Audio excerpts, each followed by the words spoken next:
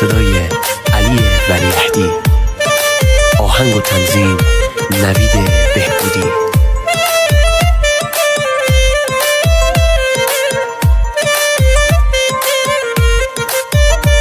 باور کنی یا نه من دیوونه میخوامه، عاشق شدم و دنیامو دیدم تو نگاهه، وابستت شدم توی مثل خودم، کار تو چشماته که من عاشق شدم، وابستت شدم توی مثل خودم، کار تو چشماته که من عاشق شدم.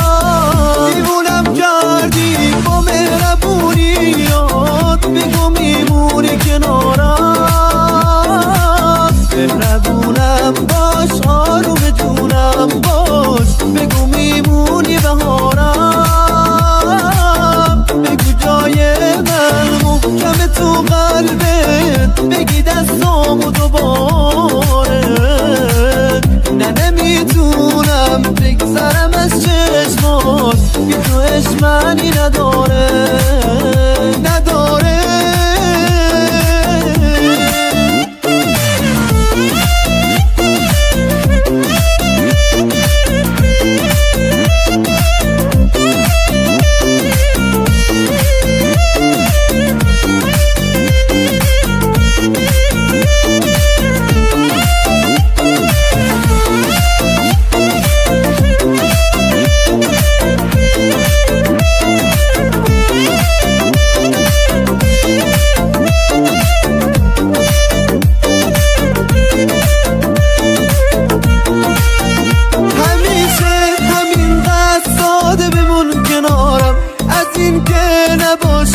همش دلهور دارم، خبرداری یا نه چه حسی به تو دارم، محاله یه روزی تو رو تنها بذارم،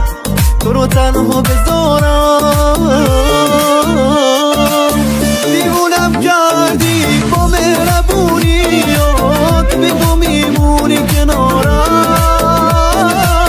مهربونم باش، آروم جونم باش، بگو میمونی بهارم، بگو جای من محکم تو قلبت، بگی دستامو دوباره، نه نمیتونم بگذرم از چشمات بی تو عشق